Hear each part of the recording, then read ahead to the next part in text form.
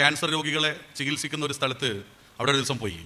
അവിടെ പോയ സന്ദർഭത്തിൽ ഒരു മോൾക്ക് സംസാരിക്കാനൊന്നും കഴിയില്ല, ക്യാൻസർ വന്നിട്ട്. അപ്പോൾ ഒരു ഉമ്മ ആ മോളെ മടിയിലെടുത്തിട്ട് ജ്യൂസ് കൊടുക്കണം. അപ്പം ഞാൻ താഴത്തെ ബിൽഡിങ്ങിലാണ്, ഇത് മുകളിലത്തെ ബിൽഡിങ്ങിലാണ്. അപ്പോൾ എന്നെ ഇങ്ങനെ കാണിച്ചിട്ട് പറഞ്ഞത്, ആ വരുന്ന ആൾ എന്നെ പഠിക്കും, ഈ ജ്യൂസ് കുടിച്ചോ എന്ന് പറയാണ്. അപ്പോൾ ഞാൻ ആ കാഴ്ച ഇങ്ങനെ കണ്ട് എനിക്കിങ്ങനെ വിഷമം ഇങ്ങനെ ഉള്ളിൽ വന്നപ്പോൾ ഞാൻ അങ്ങനെ തിരിയാൻ നിൽക്കുമ്പോൾ ഉമ്മ പറയാണ്, ഒരൊറ്റ ഗ്ലാസ് ജ്യൂസേ എൻ്റെ മോളൊരു ദിവസം കുടിക്കാറുള്ളൂ, ഒറ്റ ഗ്ലാസ് ജ്യൂസേ.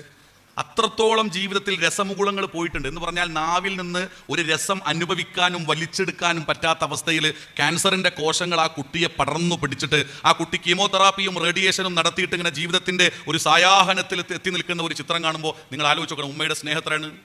നിങ്ങൾ ആലോചിച്ച് നോക്ക്. എൻ്റെ ഒരു സുഹൃത്ത് പറയാണ്, കുഞ്ഞുങ്ങളുണ്ടായിട്ട് ഇങ്ങനെ ഹോസ്പിറ്റലിലേക്ക് ഡ്രൈവ് ചെയ്ത് പോകുമ്പോൾ ഉമ്മയുടെ മടിയിൽ നിന്ന് കുട്ടികൾ ഇങ്ങനെ കാറിലേക്ക് ഇങ്ങോട്ട് വീണു. അപ്പോൾ ഉമ്മ കുട്ടികൾ ഇങ്ങനെ എടുക്കുകയാണ്. നിങ്ങൾ ആലോചിച്ച് നോക്കണം, അങ്ങനെ സ്നേഹിച്ചു വളർത്തിയ തൻ്റെ ഉമ്മ എത്ര വലുതാണ്. അമ്മ എന്നെ മടിയിലിരുത്തി നല്ല ഉമ്മ തന്നു പഠിപ്പിച്ച പ്രാർത്ഥന, ഏറെയെല്ലാം മറന്നുപോയെങ്കിലും ഓർമ്മയിൽ ഉയരാകുമാ ഈരടി എന്ന് പണ്ട് ഉള്ളൂർ പരമേശ്വര അയ്യർ എഴുതിയിട്ടുണ്ട്. ഉമ്മ മടിയിലെടുത്തിയിട്ട് പറഞ്ഞു തന്നതൊക്കെ ഇപ്പോൾ ഓർമ്മ ഉണ്ടാവുള്ളൂ. നമുക്കൊക്കെ ഇപ്പോഴും ഞാൻ നിങ്ങളുടെ മുമ്പിൽ ഉരുവിട്ട 2 വരികളൊക്കെ ഞാൻ ഉമ്മയെന്ന് കേട്ടാണ് ഞാൻ നിങ്ങളോട് പറയുന്നത്. ജീവിതത്തിൻ്റെ ഏറ്റവും വലിയ അനുഭവവും സ്നേഹവുമാണ് ഉമ്മ എന്ന് പറഞ്ഞാൽ. സ്നേഹത്തിൻ്റെ മഹാപർവ്വതവും വാത്സല്യത്തിൻ്റെ മഹാസാഗരവും താരോലിപ്പിച്ചുകൊണ്ട് നമുക്ക് ലാളനയുടെ ആകാശവും പകർന്നു തന്ന ആ ഉമ്മയെ ഒരുത്തൻ ചവിട്ടി കൊന്നിട്ട് പറയാണ്, ഞാൻ ഉമ്മാക്ക് എന്ത് ചെയ്തിട്ടുണ്ട്, പകരം കൊടുത്തിട്ടുണ്ട്. അപ്പം എന്താ കാരണം? ഉമ്മയുടെ വില മനസ്സിലായിട്ടില്ല.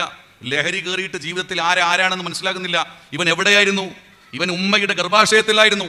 അണ്ടവും ഭ്രൂണവും അണ്ടവും ബീജവും കൂടിച്ചേർന്ന് സിക്താണ്ഡമുണ്ടായിട്ട് ഉമ്മയുടെ വയറിനകത്ത് ഒരു കറുത്ത ഗുഹയിൽ, റഹം എന്ന ഗുഹയിൽ ഇവൻ ഒട്ടിപ്പിടിച്ച് കിടക്കുകയായിരുന്നു. വലഖദ് ഖലഖനൽ ഇൻസാന മിൻ സുലാലത്തിൻ മിൻ തീൻ സുമ്മ ജഅൽനാഹു നുത്ഫതൻ ഫീ ഖറാറിൻ മക്കീൻ സുമ്മ ഖലഖനൻ നുത്ഫത അലഖതൻ ഫഖലഖനൽ അലഖത മുദ്അതൻ ഫഖലഖനൽ മുദ്അത ഇളാമൻ ഫകസൗനൽ ഇളാമ ലഹ്മ സുമ്മ അൻശഹനാഹു വൽകന്നാഹർ.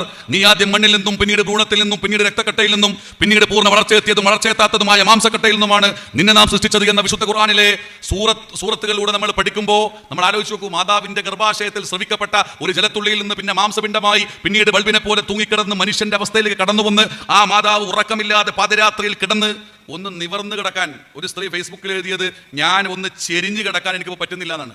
കാരണം എൻ്റെ വയറ്റിൽ ഈ കുഞ്ഞുണ്ട്, ഈ കുഞ്ഞിനെ തലോടിയിട്ട് 8ാം മാസമാകുമ്പോൾ ഉമ്മയുടെ വലതും ഇടതും കുട്ടികൾ ഇങ്ങനെ ചവിട്ടിയിട്ട് ആ ചവിട്ട് തൻ്റെ കൈ കൊണ്ട് പോലും അതിൻ്റെ വൈബ്രേഷൻ സ്വീകരിച്ച് കണ്ണിൽ അതിൻ്റെ സ്നേഹവും അതിൻ്റെ സന്തോഷവും പങ്കിടുന്ന ഉമ്മയെ കൊണ്ടുപോയിട്ട് ചവിട്ടുകയാണ്.